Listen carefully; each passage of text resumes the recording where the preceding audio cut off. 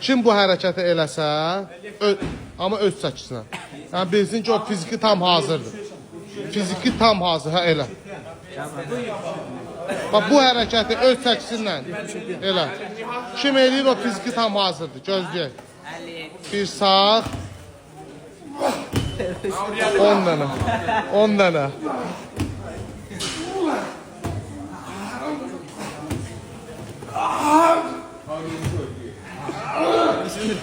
Aferin.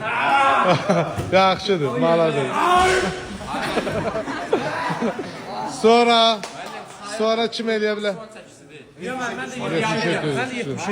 Sonra kim eləyə bilər? Elə. Bax, fiziki güc. Başqasını götür. Əli get də. Savaş çalsın. Yaxşıyım, konserdəsən. 10 dənə. Tamam, mən eləyəm. Aha. Ha, bu da. Ayaqlar biraz yerdə şey. Aferin.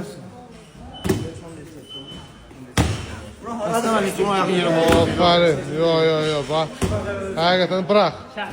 Maşallah fiziki gücü var. Gəl. Götür. Halal olsun. Fiziki gücü var. Vallahi bu hərəkəti bir sağ, bir sol. Ayaqları birləşdir, Uğur. Bu tərəfə, indi qayıtım. Eyni çəkirdilər də. Bunlar da eləyəməli. Onu da eləyəcək. Aferin. Sonra Miftullah olmadı ki. Miftullah. Öz çəkin. Ayaq. Təbiri. Aha.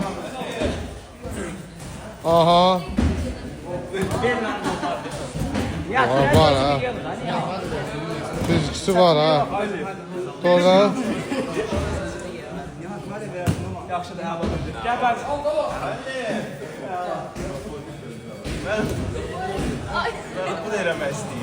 Gəl kolya. Elə bir dənə. Kolya bir dənə para götür tez. Bir sağ, bir sol. Hala bir ayaqlarını birləşdir də. Meymun deyil abi. Ay sən. Gəl görüm kolya. Gəl görüm. Əlbəttə bu cür məşqdən sonra. Bu cür məşqdən sonra. Bu məşqi sağda yoxdur, valla mənim. Gələnlər görsən nə deyir? Gələnlər deyir də, valla. Bir nəfər gəlsin mi? Gəl görüm.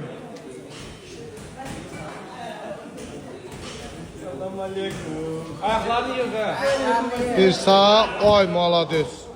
Aferin. Görsən bax fiziki güc budur. Yaxşıdır. 2 nəfər birdən eləyir. Yaxşıdır. 2 nəfər birdən eləyirməliyim. Fariz mənim. Sən 3 nəfər birdən eləyir. Videonu saxlayıram. 3 nəfər birdən. Elə. Aha. Ola. Görsən. Tank kişimidir. Gözlərimə bax oyun. Qaldıraqda gözlərim. Düzgün duran bunlar, eməli.